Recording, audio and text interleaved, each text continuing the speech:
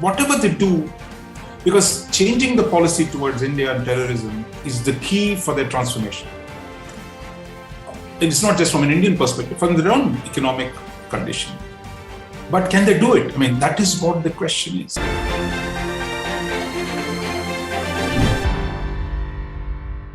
As you know, in this week's Raja Mandala, you take off from Pakistan's national security policy document that's been brought out, and there's a lot going on there. So the first question, very simply, it seems to be sort of building on what General Bajwa had said about moving to geo-economics some years ago. What is the addition to that kind of sentiment? And given that, does this sort of indicate a greater seriousness and synergy on that question between the military and the government? Yeah, in fact, General Bajwa's speech, I think in March, was pretty, I think it was interesting to read that speech. He was making a case in his own subtle way that the need for Pakistan to change. But I think in that sense, the full-fledged document is actually a subtraction, I mean, not an addition. It really doesn't amplify too much. To be charitable, I mean, you can say, look, maybe the strategy is inside the official, classified version.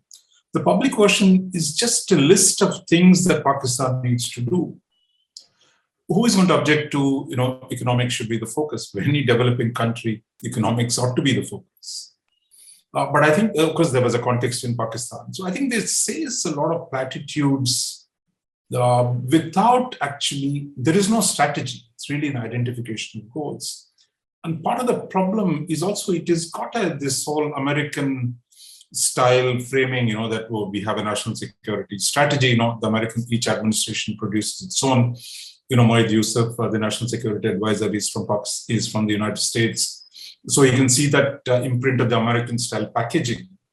But at least in the public version, there's not much. How do you do this? I mean, if you say, okay, you want to move from geopolitics to geo-economics, how do you do that? You talk about connectivity. Then you say connectivity, but you're not ready to engage India. So for India, at least, is there a message there? And it is not as, shall we say, heavy posturing on Kashmir as it normally the position is. But it is still, it still states that Kashmir is the main issue. It doesn't really show a pathway. How does Pakistan change the dynamic with India? And I think, so in that sense, at least the public question does not really advance the debate. And we've seen when Bajwa, he negotiated a ceasefire with India in February. Then he makes this speech, the need for change. Next, we hear about Pakistan wanting to trade. Let me start with two items, which are in short supply, cotton and sugar. But then Imran Khan, with great ostentation, overrules. So I think the challenge is, if you want to redirect yourself, is there a clear consensus on how to, even in the best of circumstances, even for far more capable states, to produce change in a difficult time is very hard. So Pakistan, I think we must appreciate the intention to change. I'm not sure how they're going to do it. The interesting comparison you make in the article, everyone should read it. It has a lot more detail, of course, and arguments. It's on the IndianExpress.com in the opinion section, and it should be in the description wherever you're watching this video. Right. So, when you're looking at you can make an interesting comparison between India at 1991 and the cusp of reforms. And we had very similar. You had trouble in the south, you had trouble in the northeast. Khalistan was still a burning issue. Kashmir, of course, militancy had begun in 89. And really taken off by then. The economy was in the doldrums. And Pakistan is somewhat in that situation now, both internally and externally. But do you think that, given that the way the army has fashioned itself is integral to society and the security perspective being so paramount, coupled with the fact of using, say, even now, this sort of not having learned the lesson and still trying to use the Taliban as a proxy in Afghanistan to some extent, how far do you think that Pakistan has to resolve that in some meaningful way? And how tough is that internal contradiction, given that the military is still perhaps the most influential player in the sort of the segregated sovereignty that's in Pakistan? No, that's very interesting. I think if we've seen, for example, even Zardari got elected as He was the president. He was not the prime minister. When PPP got re-elected to Parliament in 2009, 8, then you had Zardari in a in a press interview to an Indian journalist, where he says that, look, forget all this nuclear, forget all this Kashmir, let's do business. For saying that, he was really slapped down hard, and really his prime ministership never recovered. His return of Pakistan never really recovered after the Pakistan put him down. And if you recall, in fact, Zardari tried to negotiate with India a trade deal. There was talk about it's not as much trade for India's benefit. Actually, Pakistan desperately needed electricity. It badly needed petroleum products. And the World Bank facilitated a negotiation in which you could supply, from this side of Punjab, our side of Punjab, you could, give petroleum products, diesel, much more cheaply than what they were importing. And electricity grid, we could connect the two grids in Punjab. And there was a shortage of supply on Pakistani side. So it seemed very eminently sensible for Pakistan. I mean, we shouldn't be talking what is good for them, but they were negotiating, and it seemed pretty close to fruition under the Mohan government, 2012, 2013. When it came to absolutely signing it, again, the army pulled the plug. So Zardari, what he wanted to do, after announcing we want to do MFN with India, we want to exchange electricity, we want to buy petroleum, then it went nowhere. Then Nawaz Sharif comes. Then Nawaz Sharif says, look, this whole policy of supporting insurgent groups has backfired. Time has come for Pakistan to stop supporting terror groups and make friends with India and Afghanistan, that we shouldn't be doing what the army has been doing for so long. And for that misdemeanor, if you will, Nawaz Sharif was thrown out. The courts complied with Pakistan army. They threw him out of power, put him in jail, then lucky to have been exiled after that. So this is exactly what the last two civilian leaders have said. So now, if that is what Bajwa is saying today, then you can say, look, it's a good conversion. But then this time it is the civilian prime minister who is opposing. So I think they have an internal problem, I think, having framed the Kashmir issue, its centrality in doing anything with India. I think they've tied themselves into knots. We used to be in this similar position until the 1980s, when we said, look, we won't do anything with China till the boundary issue is sorted out. But then when Rajiv Gandhi visited there in 1988, we started trading, working things. Of course, the boundary issue is still not solved. So for Pakistan, has to bite that bullet. Does it want to hold back even what is in its interest, trading on the Punjab border, buying goods which are cheap in India so that they don't have to import, pay a higher price, export to India. So I think they're trapped in an ideological framework which says, I can't do anything with India till the Kashmir issue is sorted out in my existence. Now, when Bajwa gave that speech in March last year, there was some speculation. Look, Pakistan was beginning to loosen the link. That is, okay, if India restores statehood, if India does not do migration into, change the demographic profile of Kashmir, they might be open for engaging. But then Imran Khan overruled that. So I think whatever they do, because changing the policy towards India and terrorism is the key for their transformation. It's not just from an Indian perspective, from their own economic condition. But can they do it? I mean, that is what the question is, having elevated the Kashmir question to such a high level. And now India doesn't even talk to them. So because the balance of power has shifted in India's favor, which is again, I mean, just as it happened in the Chinese case, the Chinese economy is 5 times bigger than India's. But we said, look, we have huge problems, but trade is growing between India and China. Even last year, $120 billion. You have a boundary problem, but you also have a trade benefits. But Pakistan had made it only one or the other. So I think they have a problem.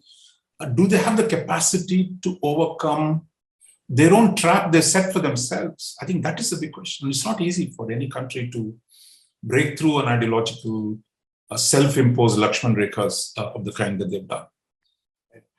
The other, for India, India now far outmatches Pakistan. In terms of resources, certainly economic resources, perhaps military ones as well, just as we are outmatched by China.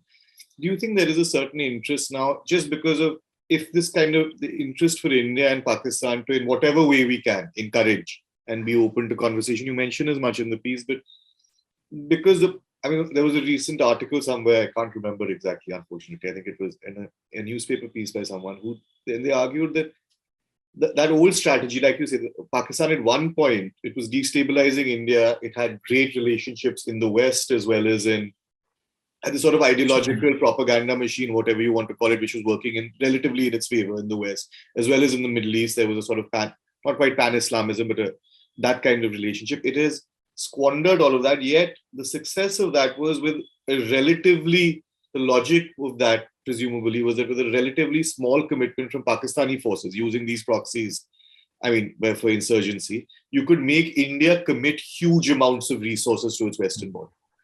Do you think just for that reason alone, and given that China is if you have to look for a more threatening adversary or a competitive disadvantage where India is at with China, that India should in its own way just be open to talking, if not, we can't do anything to encourage internal politics. Yeah. Being open to talking to Pakistan?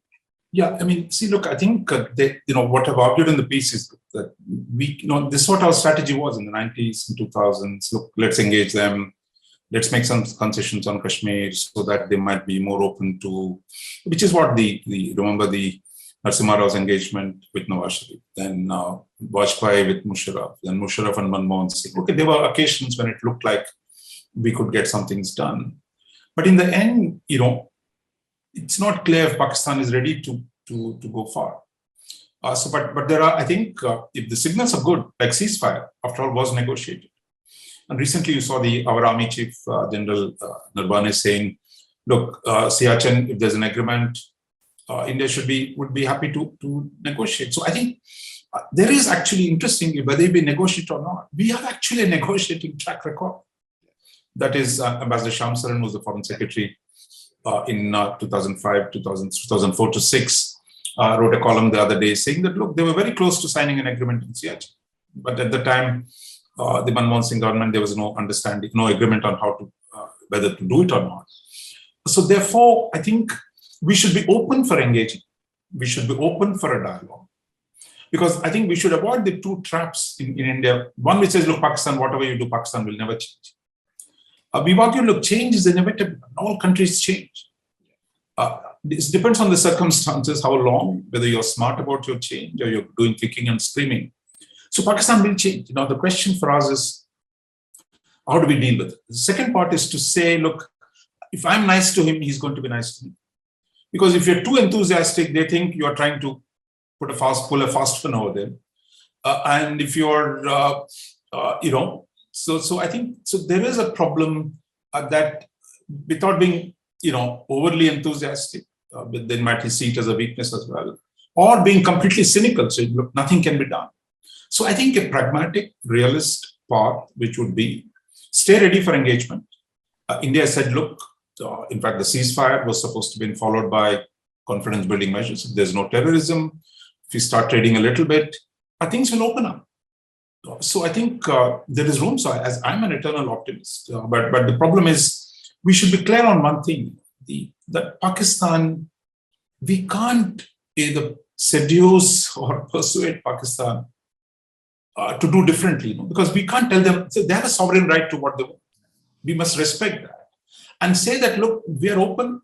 It's up to you. You want to do things with us. We are quite open to negotiate. And then, as I said, we have negotiated things with them on Siachen, on Sir Creek, on Kashmir. For example, one of the ideas which came very close to signing, Ambassador Sati Lamba from our side negotiated with Tariq Aziz, who was Musharraf's envoy. They sat together. They seem to have drafted some kind of a broad agreement on how to go forward in Kashmir. So there is a record of actual negotiation. We couldn't sign off on them. There were agreements to trade. There were agreements to connect electricity grids. There were agreements to religious tourism. There are hundreds of things we've already negotiated, but we've not signed off. So if there is a willingness, a lot of things can be done quickly. But the question is, in this crisis today, Imran Khan is dead opposed to it. If there are new elections, maybe if Nawaz Sharif was known to be positively disposed towards a different policy towards India, and if the army and Nawaz Sharif can produce a new framework for Pakistan, I think there will be a lot of opportunities.